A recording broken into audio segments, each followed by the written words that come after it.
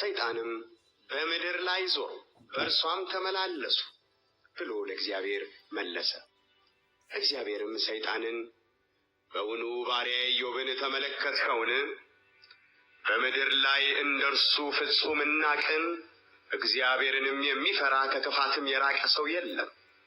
በከንቱ አጠፋው ዘንድ አንተ በእርሱ ላይ ምንም ብታንቀሳቅሰኝ እስካሁን ፍጹምነቱን ይዟል።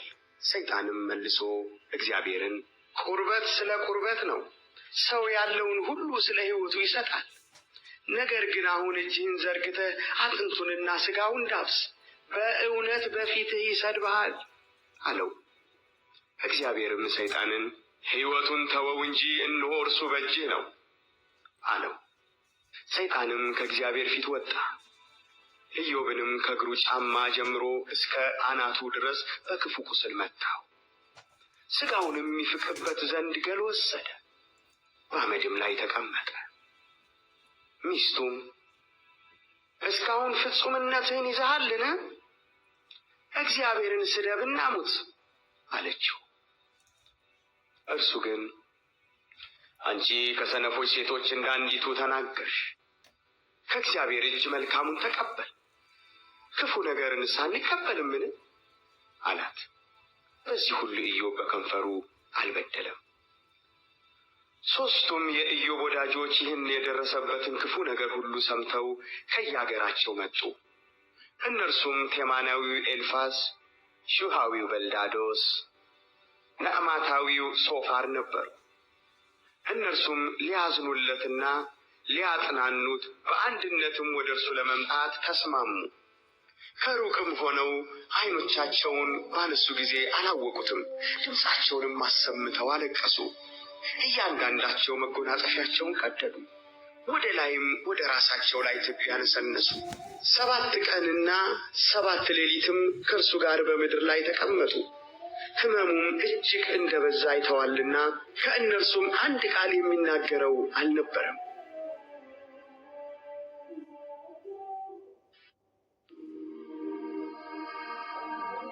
ምዕራፍ 3 ከዚያም በኋላ ኢዮብ አፉን ከፍቶ የተወለደበትን ቀን ረገመ። ኢዮብም መለሰ እንዲህም አለ፣ ያ የተወለድኩበት ቀን ይጥፋ፣ ያም ወንድ ልጅ ተጸነሰ የተባለበት ሌሊት፣ ያ ቀን ጨለማ ይሁን፣ እግዚአብሔርም ከላይ አይመልከተው፣ ብርሃንም አይብራበት። ጨለማና የሞት ጥላ የራሳቸው ገንዘብ ያድርጉት፣ ዳመናም ይረፍበት፣ የቀን ጨለማ ሁሉ ያስፈራው።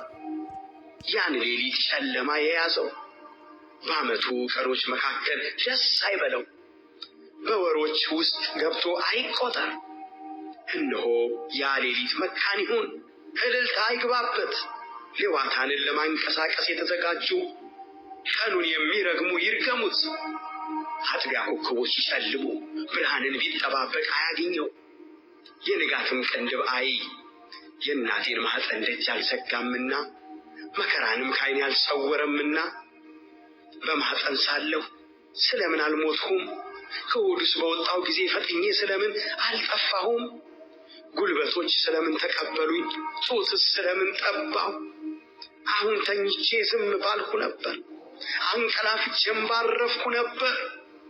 የፈረሰውን ለራሳቸው ከሚሰሩት ከምድር ነገሥታትና መካሮች ጋር፣ ወይም ቤታቸውን ብር ከሞሉ ወርቅም ካላቸው መኳንንት ጋር፣ ወይም እንደ ተቀበረ ጭንጋፍ ብርሃንም እንዳላዩ ሕፃናት በሆንሁ ነበር። ክፉዎችም በዚያ መናደዳቸውን ይተዋሉ፣ በዚያም ደካሞች ያርፋሉ። በዚያ ግዞተኞች በአንድነት ተዘልለው ተቀምጠዋል፣ የአስጨናቂውን ድምፅ አይሰሙም። ታናሽና ታላቅ በዚያ አሉ፣ ባሪያም ከጌታው ነፃ ወጥቷል።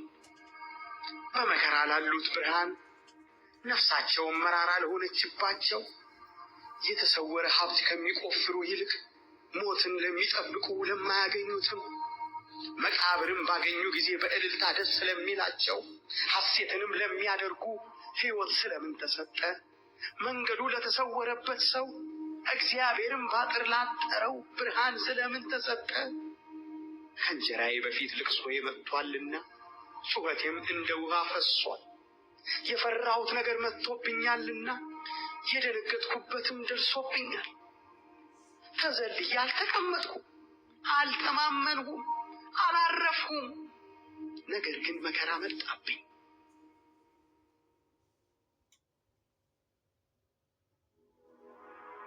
ምዕራፍ 4 ቴማናዊውም ኤልፋዝ መለሰ እንዲህም አለ። አንድ ሰው ካንተ ጋር ይናገር ዘንድ ቢሞክር ትቀየማለህን? ቃልንስ ከመናገር ሊቀር የሚችል ማን ነው? እነሆ አንተ ብዙዎችን ታስተምር ነበር፣ የደከሙትንም እጆች ታበረታ ነበር። ቃልህ የሚሰናከለውን ያስነሳ ነበር፣ አንተም የሚብረከረከውን ጉልበት ታጠና ነበር። አሁን ግን በአንተ ላይ መጥቷል፣ አንተም ደከምህ። ደርሶብሃል፣ አንተም ተቸገርህ። አምላክህን መፍራት መጽናናትህ፣ የቅንነትህ መንገድ ተስፋ አይደለምን? እባክህ አስብ። ንጹሕ ሆኖ የጠፋ ማን ነው? ከልበ ቅንስ የተደመሰሰ ማን ነው? እኔ እንዳየሁ ኃጢአትን የሚያርሱ መከራንም የሚዘሩ ይህንኑ ያጭዳሉ። በእግዚአብሔር እስትንፋስ ይጠፋሉ፣ በቁጣው መንፈስ ያልቃሉ። የአንበሳው ጩኸት፣ የጨዋዩም አንበሳ ድምፅ፣ የአንበሳ ደቦል ጥርስ ተሰባበረ። አሮጌ አንበሳ አደን በማጣት ይሞታል፣ የአንበሳይቱም ግልገሎች ይበተናሉ። ለእኔም በምስጢር ቃል መጣልኝ፣ ጆሮዬም ሹክሹክታውን ሰማች።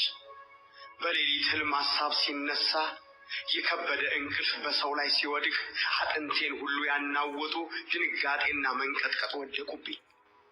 መንፈስም በፊት ያለፈ፣ የሥጋዬም ጠጉር ቆመ። እርሱም ቆመ፣ መልኩን ግን ለመለየት አልቻልሁም። ምሳሌም በዐይኔ ፊት ነበረ፣ የዝምታም ድምፅ ሰማሁ። በውኑ ሰው በእግዚአብሔር ፊት ጻድቅ ሊሆን ወይስ ሰው በፈጣሪው ፊት ሊነጻ ይችላልን? እነሆ በባሪያዎቹ አይታመንም፣ መላእክቱንም ስንፍና ይከሳቸዋል። ይልቁንስ በጭቃ ቤት የሚኖሩ መሠረታቸው በትቢያ ውስጥ የሆነ ከብል በፊት የሚጨፈለቁ እንዴት ይሆኑ? በጠዋትና በማታ መካከል ይሰባበራሉ፣ ማንም ሳያስብ ለዘላለም ይጠፋሉ። ገመዳቸው የተነቀለ አይደለምን? አለ ጥበብም ይሞታሉ።